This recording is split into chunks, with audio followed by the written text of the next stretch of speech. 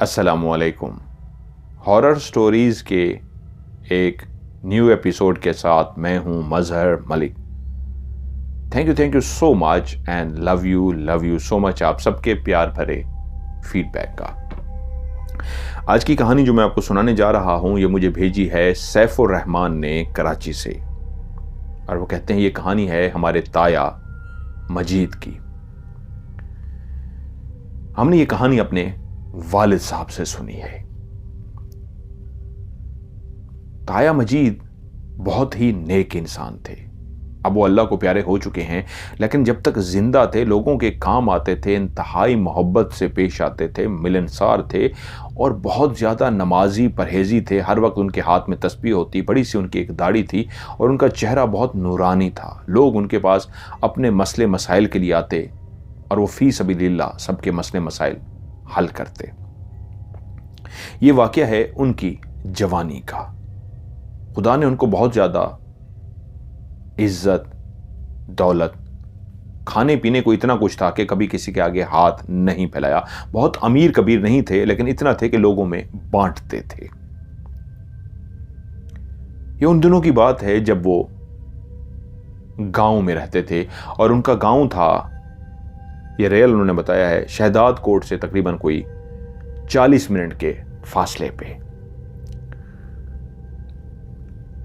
घर के अंदर हालात उस वक्त ऐसे थे कि खाने को नहीं होता था, लेकिन मां बाप ने परवरिश इस अंदाज में की थी कि बेटे को नमाजी परहेजी बना दिया था। उम्र उनकी तकरीबन कोई 19 साल हो चुकी थी और यूं मां बाप का हाथ बटाने के लिए मजीद ने फैसला किया कि मुझे हैदराबाद शहर में जाके काम ढूंढना चाहिए, काम करना चाहिए और अपने माँ बाप का सहारा बनना चाहिए। 19 साल की ही उम्र में वो अपने गांव से रवाना हुआ और शहर जा बसा और वहां पे मेहनत मजदूरी करने लगा और हर महीने के एंड में वो पैसे लेके अपने माँ बाप के पास पहुंच जाता, माँ बाप को पैसे देता, 1-2 दिन वहां पे रहता और उसके बाद फिर से शहर चला जाता। फिर वो इतना शहर के अंदर मसरूफ हुआ कि हर महीने की बजाय वो 2 महीने के बाद गांव आता, लेकिन 3-4 दिन के लिए, क्योंकि उसको जो छुट्टी मिलती थी, अगर वो महीने के एंड पे आता तो उसको सिर्फ 2 दिन की छुट्टी मिलती थी। तो जहां पे जिस दुकान पे वो मुलाजमत करता था, उन्होंने उससे कहा कि तुम अगर 2 महीने बाद जाओगे तो तुम्हें हम 5 छुट्टियां देंगे। तो वो फिर इस अंदाज में जाता। एक दिन वैसे ही उन दिनों में जुमे की छुट्टी होती और 4 उसको छुट्टियां मिल जाती। 5 दिन के लिए वो घर चला जाता। ये वो दौर था जब तांगे चलते थे, बसें चलती थीं और ज्यादातर लोग पैदल चलते थे। पैदल चलने का बहुत रिवाज था। मोटरसाइकिल जो आज जगह जगह पे आपको नजर आते हैं, ये नहीं होते थे। ऐसे ही 2 महीने के बाद वो दिन आ पहुंचा जब वो बहुत खुश थे। आज वो फिर से घर जाने वाले थे। उन्होंने तैयारी वगैरह की और जेब की एक खास हिस्से में छुपा के वो पैसे रखे जो उन्होंने माँ बाप को देने थे। कोई बैग तो था नहीं कि वो उठा के कंधे पे रखते। और उस गांव जहां पे वो रहते थे, वहां अगर वो कभी जल्दी पहुंच जाएं तो तांगा मिल जाता था, वरना उनको पैदल चलना पड़ता। अपने मालिक के दुकान से इजाजत लेके वो रवाना हुए। वो उस दौर में जो बसें थीं वो लारियां कहलाती थी। लारी अड्डा, लारी आ गई। वो लारी का इंतजार करने लगा। उसके गांव को एक ही लारी जाती थी, शहदाद कोट को उन दिनों में। लारी का इंतजार करते करते आखिरकार लारी आ गई। खचाखच भरी हुई थी। जैसे कैसे मजीद भी लारी पे सवार हो गया और बैठने के लिए उसे एक सीट भी मिल गई। तो आराम से बैठ गया। जानता था एक बहुत लंबा सफर है जो उसने तय करके जाना है और उसके बाद फिर उसको पैदल भी चलना है। और अगर वो टाइम पे पहुंच गई बस, तो उसके बाद तांगा मिल जाएगा और तांगा उसको लेकर उसके गांव पहुंचा देता। लेकिन आज जैसे ही वो लारी के इंतजार में अड्डे पे पहुंचा था तो हैरान कौन बात यह थी कि आसमान बादलों से भरा हुआ था। आज धूप नहीं निकली थी, सुबह से ही बादल थे। सारा दिन लगता था बादल ही आसमान पे बसेरा किए हुए हैं और आगे भी बरसेंगे और ऐसे कमाल बरसेंगे। उनके बताते थे आसार के शदीद बारिश होगी। उनको फिक्र थी कि जैसे कैसे मैं जल्दी से पहुंचूं, और इस डर से कि कहीं बारिश हो गई तो पैसे भीग न जाएं, एक लिफाफा पकड़ के उसके अंदर उन्होंने इस अंदाज में पैसों को छुपाया और एक जगह पे रख लिया कि मैं खैरियत से घर पहुंच जाऊं। बस रवाना हो गई। बस जैसे ही रवाना हुई, अब बस ने हर उस स्टॉप पे रुकना था जहां पे उसको सवारियां मिलनी थी, और ऐसा सिलसिला शुरू हुआ। हर थोड़ी देर के बाद बस रुक जाती, मजीद सवारियां जो रास्ते में होती कुछ उतर जाती और कुछ चढ़ जाती, क्योंकि एक ही तो बस का टाइम था, तो इसलिए सब इंतज़ार करते थे। लेकिन बुरा उस वक्त हुआ जब एक जगह पे बस रुक सी गई और ड्राइवर ने उसका इंजन बंद कर दिया। ड्राइवर नीचे उतर गया। उन्होंने कहा किसी काम से गया होगा कि फिर आवाज़ें आना शुरू हो गई। गाड़ी का इंजन खराब हो गया था। ये कैसी मुसीबत आ पड़ी है, ऐसी जगह पे गाड़ी का इंजन खराब हुआ है, ये कैसे ठीक होगा। तो उस्ताद को सारी सवारियां पूछनी शुरू हो गई, उस्ताद जी ये क्या हो गया। वो बोला परेशान मत हो, हम एक ऐसी जगह पे हैं जहां पे कोई ना कोई हम मैकेनिक भी ढूंढ लेंगे, बेफिक्र हो जाएं। और ऐसा ही हुआ। जैसे कैसे वो जाके एक मैकेनिक को भी ले आए। फॉल्ट कोई बड़ा नहीं था, छोटा सा फॉल्ट था, वो ट्रेस हो गया।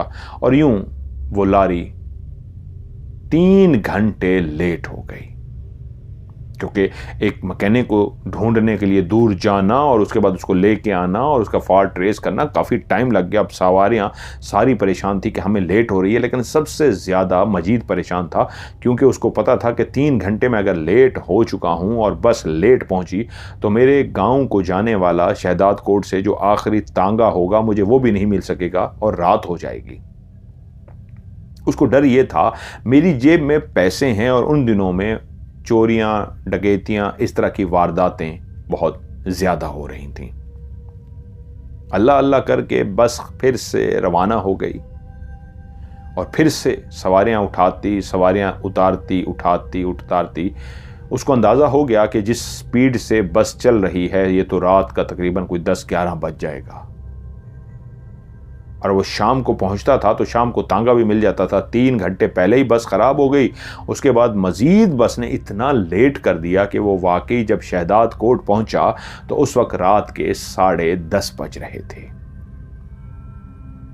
जब वो नीचे उतरा तो उस वक्त इर्द गिर्द कोई भी दुकान नहीं खुली थी। रात के 8 बजे ही सब मार्केटें, छोटी छोटी जो दुकानें थीं वो सारी बंद हो जाती। खैर ये जिस जगह पे उतरा था वो एक स्टॉप क्या था, खजूर की बनी हुई दुकानें थीं। जिस तरह झोंपड़ी बनाई जाती है ऐसे खजूर के पत्तों से ऊपर छत डाल के, साइडें डाल के होटल बनाए गए थे, खाने पीने के कच्ची सी दुकानें थी। वो सारी एक देहात का जो मंजर था वो सब बंद पड़ी हुई थी। अब जब वो नीचे उतरा तो पहला फिक्रा उसके दिमाग में, पहला सोच जो उसके दिमाग में आई वो ये थी कि मैं अब क्या करूं। अगर मैं उस रास्ते से जाता हूं जो एक सड़क तो है, लेकिन उस सड़क पे रात का टाइम ऐसा हो चुका है कि जरूर कोई ना कोई डाकू लुटेरे वहां मौजूद होंगे, और मेरे पास पैसा है, वो लाजमी मेरी तलाशी लेंगे, और तलाशी लेंगे उनको पैसा मिल जाएगा, और मेरी ये 2 महीने की तनख्वाह है जो मेरे माँ बाप इंतजार में हैं। अब क्या करूं। अब उस गांव को जाने के लिए 2 रास्ते थे। एक रास्ता था जो बिल्कुल साफ सुथरा और क्लियर रास्ता था, लेकिन इस वक्त वो खतरनाक हो चुका था डाकुओं की वजह से। वो एक पुख्ता सड़क थी जो गांव की तरफ जाती थी। लेकिन दूसरा रास्ता ऐसा था जो खेतों में से गुजर के जाना था, लेकिन वहां पे भी खेतों से गुजरते गुजरते आगे एक ऐसा जखीरा आता था, एक ऐसे दरख्तों का जजीरा आता था जहां पे खेत वगैरह नहीं थे, ये जंगल सा था। उस जंगल से गुजर के फिर आगे जाके खेत शुरू हो जाते और फिर आगे जाके उसका गांव आता। अब वो अकेला उस बस से उतरने के बाद, बस वहां से जा चुकी थी, जो बस की रोशनी थी वो अपने साथ ले गई थी। बादल जो सुबह से पूरे आसमान को घेरे हुए थे अभी बरसने के लिए तैयार थे, क्योंकि बादलों की गड़गड़ाहट इतनी तेज हो चुकी थी और लगता था किसी लम्हे भी बारिश आ जाएगी। ऐसी जबरदस्त बिजली चमकती थी कि पूरा वो छोटा सा शहदाद कोट रोशन सा हो जाता। तेवर बता रहे थे कि बस अभी बरसने ही वाले हैं। बादलों की तरफ उसने ऊपर देखा और सोचा कि आज इन्होंने भी आज ही आना था, अब मैं क्या करूं। तो उसने फैसला किया कि मुझे जंगल के रास्ते से ही बेहतर है जाना पड़े। वो जंगल है लेकिन कम से कम चोर डाकू तो वहां पे नहीं है, जमीनों से, और वो छोटा रास्ता भी था, शॉर्टकट था। ये जो दूसरा रास्ता था बड़ा था, लेकिन यहीं से ही तांगे गुजर के जाते थे। लेकिन जैसे ही रात होनी शुरू होती, वो तांगे भी इसलिए स्टॉप हो जाते थे कि चोरी का, डकैती का डर होता था। उसने फैसला किया कि मुझे इसी रास्ते से जाना है। अल्लाह का नाम लिया और वो रवाना हो गया। खेतों की पगडंडियों के इस अंदाज में चलते हुए वो आगे बढ़ रहा था कि आज मसला यह था, जब बिजली एकदम से आसमान पे चमकती तो उस वक्त तो रास्ता दूर तक क्लियर नजर आता, वरना उसके लिए चलना भी मुश्किल हो रहा था, क्योंकि बादलों की वजह से काफी ज्यादा अंधेरा था। चांद तो कहीं छुप गया था, तो आज तो रोशनी बिल्कुल ही नहीं थी। क्योंकि वो एक गांव में पला बड़ा था, गांव में रहा था, इसलिए एक अंदाजे से इंसान जिस तरह चलता है वो अंदाजे से ही चलता जा रहा था। वरना ना ही उसके पास कोई टॉर्च थी, ना ही उसके पास कोई लालटेन थी, कोई रोशनी का एहतमाम नहीं था। तो वो एहतियात से चल रहा था, लेकिन खौफ ये था, इससे तो अच्छा होता मैं सड़क से चला जाता। लेकिन फिर दिल कहता भी सड़क से तो डाकू तेरा पैसा लूट लेते, तूने क्या किया, अच्छा किया इस रास्ते से।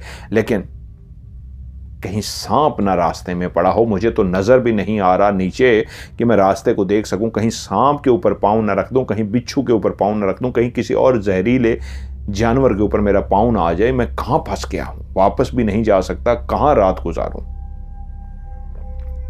यही सोचता हुआ वो आगे बढ़ना शुरू हुआ कि तभी उसके माथे पे एक बूंद आके गिरी, जो बारिश का पहला कतरा था। जो तेवर बता रहे थे बारिश के, इसका मतलब है बारिश बरसने के लिए तैयार हो चुकी थी। उसने ऊपर सर उठा के देखा तो वाकई दूसरा कतरा भी उसके वजूद पे आके गिरा। उसने कहा लो भी बारिश शुरू हो गई। अब वो तेज कदम से चलना चाहता, लेकिन कैसे चलता, घुप अंधेरा जो था, और बारिश का खतरा एक और भी था कि इस पगडंडी पे जब बारिश पड़ेगी तो ये मट्टी का रास्ता है, ये तो सारा कीचड़ बन जाएगा, मेरे लिए चलना और मुश्किल हो जाएगा। रास्ते में कोई ऐसा घर भी नहीं है जिसको मैं जानता हूं उससे पनाह ले सकूं। आगे वो जंगल का जखीरा भी आ रहा है जहां से मैंने गुजरना है। मैं कहां फंस गया हूं, या अल्लाह आज क्या हो गया है। ये सोचता हुआ वो आगे बढ़ा। एकदम से बारिश शुरू हो चुकी थी। बारिश की बूंदें गिर रही थी, लेकिन अभी तेज, शदीद तेज नहीं हुई थी, लेकिन उसकी बूंदें हर तरफ गिरना शुरू हो गई थी। बारिश स्टार्ट हो गई थी। जितनी वो एहतियात से चल सकता था वो आगे चल रहा था, लेकिन एक जगह पे उसका पांव इस अंदाज में किसी चीज के ऊपर पड़ा जैसे कोई कपास की बनी हुई चीज हो, इतना नरम व मुलायम हो कि उसका पांव उसने रखा और उसको महसूस हो गया किसी चीज के ऊपर मेरा पांव रखा गया है, बहुत नरम व मुलायम चीज। और जैसे उसका पांव रखा गया उसने जल्दी से छलांग मारी और वो गिर गया, क्योंकि नीचे कोई सांप है। नरम व मुलायम क्या है, लेकिन वो तो सांप से भी ज्यादा नरम व मुलायम था। ये क्या चीज थी जिसपे घुप अंधेरे की वजह से मेरा पांव पड़ा, और वो छलांग मार के आगे हुआ कि बच जाऊं, इसके ऊपर पांव ना रखूं, लेकिन उसको गिर गया। वो एकदम से खड़ा हुआ, इधर उधर आंखें फाड़ के देखने लगा। तभी बिजली चमकी और उसने देखा वहां पे कुछ भी नहीं था। तो किस चीज पे मेरा पांव पड़ा था, ये सोच के वो अजीब सा हुआ, फिर से चल पड़ा। बारिश तो हो रही थी, बिजली बीच बीच में से चमकती थी। चलते चलते वो आगे गया, तभी उसके कानों में एक आवाज आई। कोई रात के इस पहर, इस बारिश में, इस घुप अंधेरे में पाजेब पायल पांव में पहने छन छन की आवाज करते हुए उसके पीछे आ रहा था। और जैसे उसके कानों में एक पाजेब की, पायल की छन छन की आवाज हुई, वो एकदम से चौंक गया कि रात के इस पहर पायल, ओह ये तो इंसान नहीं हो सकती, ये कोई औरत रात के इस पहर इस तरह खेतों में नहीं हो सकती। वो डर गया और पीछे मुड़ के देखने के लिए रुक गया कि बिजली चमके, इस बारिश में मैं देख सकूं पीछे कौन है। और जैसे ही बिजली चमकी उसने पीछे मुड़ के देखा, पीछे दूर दूर तक कोई नहीं था, लेकिन पायल की आवाज तो करीब से आ रही थी। वह एकदम परेशान हुआ और चलना शुरू कर दिया। इसका मतलब है जो भी है वो नज़र नहीं आ रही लेकिन मौजूद है। वो थोड़ी ही दूर चला होगा कि उसको महसूस हुआ कि वही पायल पहने हुए जो भी है, जो नज़र नहीं आ रही, बिल्कुल उसके करीब पहुंच चुकी है, क्योंकि अब उसके पीछे बिल्कुल पायल की आवाज़ थी, जैसे कोई 5 से 10 कदम के फासले पे पाजेब पहने उसके साथ चल रहा हो। उसने फिर से पीछे मुड़ के देखा और इंतज़ार किया बिजली चमके तो मैं देखूं कौन है पीछे। बिजली चमकी, पीछे कोई भी नहीं था। वो डर गया कि अब वो मेरे इतने करीब आ गई है कि उसने अपने वजूद को छुपा रखा है, और वो जो भी डाइन है, चुड़ैल है, जिन्नी है जिसने पायल पहन रखी है, मुझे उससे बचना है। बारिश भी हो रही है, नीचे कीचड़ है, मैं क्या करूं। वो खौफजदा हो गया। उसकी दिल की धड़कन बहुत तेज हो गई, उसका जिस्म खौफ से कपकपाना शुरू हो गया कि या अल्लाह मैं कहां फंस गया हूं, आगे तो जंगल भी आने वाला है। और अभी खेतों में ये हाल है कि इस बारिश के अंदर जहां अब कोई भी मेरी मदद करने को बाहर भी नहीं आ सकता, मैं चीखो पुकार भी करूं कोई नहीं आएगा, घर दूर दूर तक हैं। और पीछे एक डाइन आ रही है, वो जल्दी से भागने वाले अंदाज में चलना शुरू हो गया। उसको नजर नहीं आ रहा था, अंदाजे से वो बहुत तेज तो नहीं दौड़ सकता था, लेकिन जितनी तेज दौड़ सकता था एक अंदाजे से वो दौड़ रहा था कि उसको महसूस हुआ वही पायल की आवाज़ बिल्कुल उसके करीब आ गई है। जिस तरह वो दौड़ रहा है, पायल की आवाज़ भी उसके पीछे उसी तरह दौड़ती हुई आ रही है। और वो दौड़ता दौड़ता फिर एक जगह पे उसका पाँव किसी नर्म मुलायम चीज़ के साथ टच हुआ, और जैसे ही उसका पांव उस नरम मुलायम चीज के साथ टच हुआ, वो मुंह के बल नीचे जा गिरा। वो ऐसी नरम मुलायम चीज थी जैसे कॉटन की, जैसे कपास की बनी हो, लेकिन फिर भी उसका पांव फंस गया था उसके अंदर और मुंह के बल नीचे जा गिरा। उसी वक्त एक जोरदार फजा में कहका सुनाई दिया, एक औरत का कहका। तभी वो समझ गया कि वो मेरे पीछे जो लग चुकी है, जो मेरे साथ साथ भाग भी रही है, मैं तेज़ भागना शुरू हो गया हूं तो वो भी तेज़ चलती हुई आ रही है, वो कह के भी लगा रही है। किस चीज़ पे मेरा पाँव फंसा है मुझे नहीं पता। वो फिर से दौड़ना शुरू हो गया। इस दफ़ा जब वो नीचे गिरा था तो उसको बाकायदा चोट लग गई थी, हाथों पे, बाजुओं पे, टांगों पे गिरने की वजह से इस तरह बुरी तरह गिरा था, उसको बाकायदा खराशें आ गई थी। लेकिन उस वक्त उसको खराशों का एहसास नहीं था, बस ये एक ये फिक्र थी कि मुझे जान बचानी है। वो दौड़ना शुरू हो गया। इसी तरह दौड़ता रहा और वो पाजेब की आवाज कहीं पीछे रह गई। ऐसा लगता था शायद वो रुक गई है, या अब पाजेब उसने उतार दी है, या मैं उस आवाज को नहीं सुन रहा। लेकिन काफी आगे जाने के बाद उसको महसूस हुआ, उसको सांस चढ़ गई है, मजीद उससे अब दौड़ा नहीं जाएगा। लेकिन कम से कम काफी देर से पाजेब की आवाज नहीं आ रही। वो एक जगह पे खड़े होकर उसी बारिश में जो और तेज हो चुकी थी, जोर जोर से सांस लेना शुरू हो गया। उसको सांस चढ़ी हुई थी। काफी देर वो भागा था। तभी उसने देखा मैं कहां तक पहुंच चुका हूं। बिजली चमके तो मैं अंदाजा लगा सकूं कि मैं कहां तक सफर को तय कर चुका हूं। उसने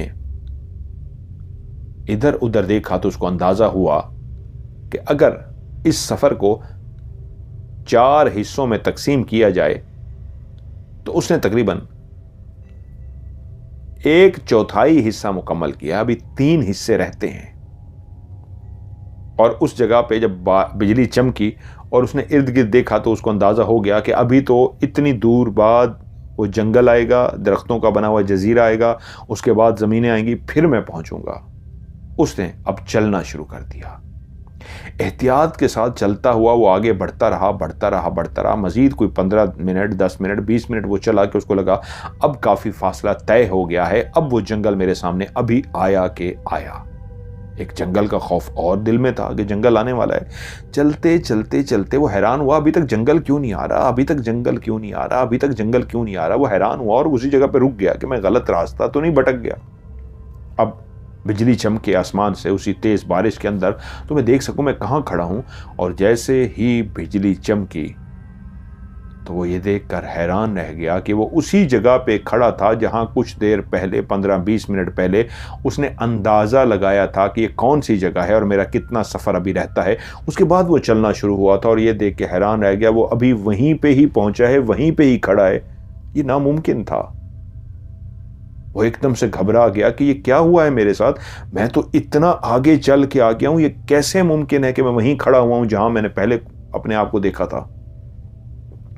तो उसी लम्हे उसके कानों में कहके सुनाई दिए। वो चौंक गया।